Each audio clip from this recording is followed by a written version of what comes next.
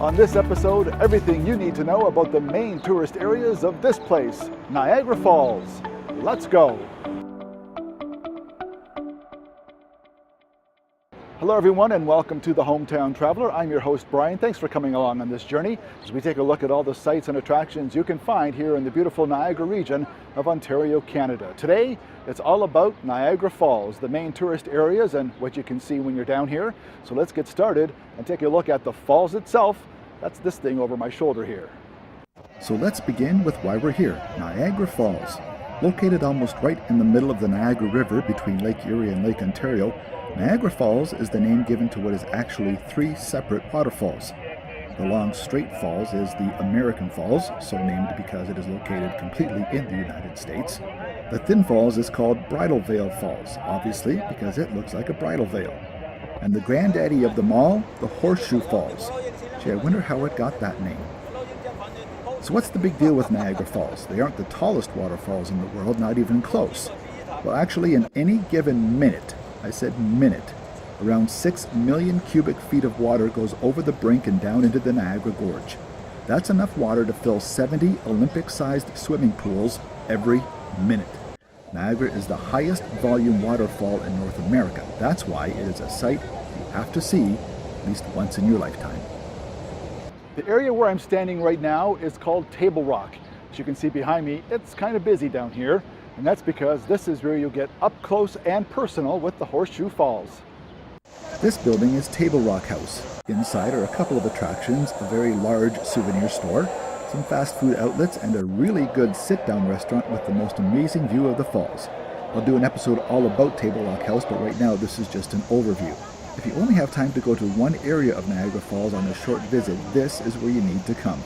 You can be standing literally 5 feet from the brink of the Horseshoe Falls here at Table Rock.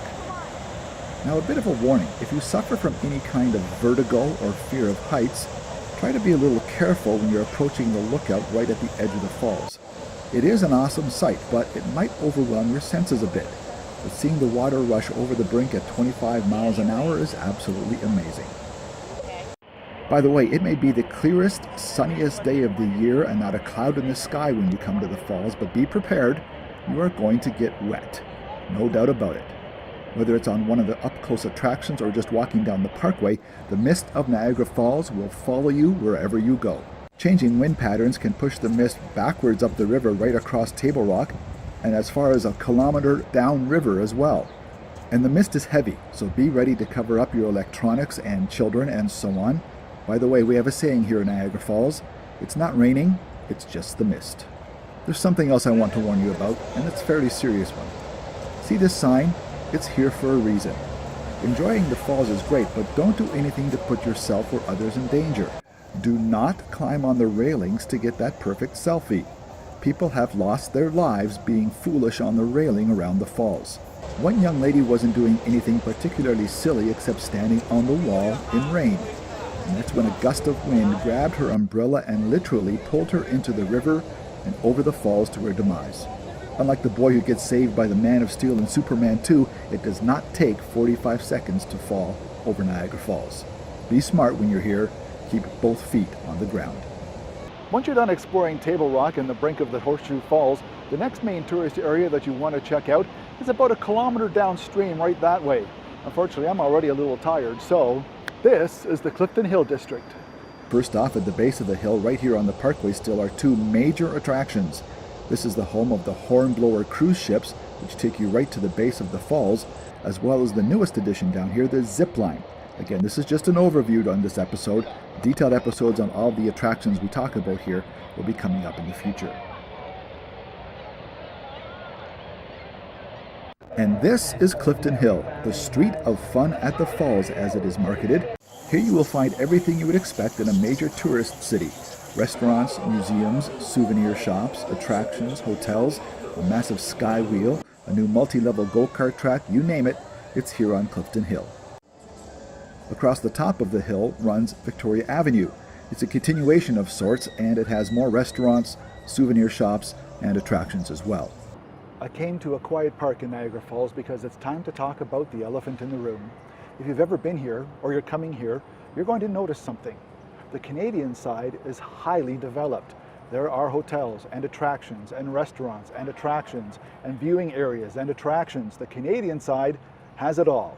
Did I mention attractions? The American side, on the other hand, Canada's side is like lights and it's like almost like Vegas. It's fun, and the New York side looks like a Lemony Snicket book cover. It's like, well, it's not really that bad, but let's face it, the American side is definitely nowhere near as developed as the Canadian side. And that can be really attributed to just one thing: location, location, location. The Canadian side has the best angles. You get to see all three falls from one spot. You get to see the lights on the falls at nighttime. Canada definitely won when it came to the viewing angle at Niagara Falls. There are a couple other areas of Niagara Falls I need to discuss on this episode. First, right above the falls, on the cliff, is the area known as Falls View, which is a fitting name, of course. This area is home to all of the towers that you see in pictures of Niagara. The most iconic tower is the Skylon Tower. This viewing point features an outdoor lookout level, a revolving restaurant, and much more. On Falls View Boulevard itself are a number of major hotels, lots of restaurants, and this place, Falls View Casino Resort. Again, details on the Falls View area in another episode. Another restaurant and motel strip in Niagara Falls is called Lundy's Lane. Lundy's Lane is actually the continuation of Victoria Avenue as you drive away from the falls area. Again, lots of chain restaurants and hotels and motels. And finally, downtown Niagara Falls can be found at Queen Street, about 4 blocks north of the Clifton Hill district. Revitalization efforts are ongoing in the downtown core. It's a tough go for those involved as business continues to focus on the busier traffic areas, but they're giving it their best shot. So that about does it for this episode. A brief overview of the main tourist areas here in Niagara Falls, Ontario, Canada. Hope you enjoyed the episode. Please hit the like button if you found the information useful. And don't forget to hit the subscribe button down below so you can be notified every time there is a new episode launched. Before I leave you, just one question for you. What would you like to learn about the Niagara region and Niagara Falls? Leave your answer in the comments below, and I'll do my best in the near future to do an episode about what you want to see. Thanks for dropping by. See you again next time on the next episode of The Hometown Traveler. Cheers.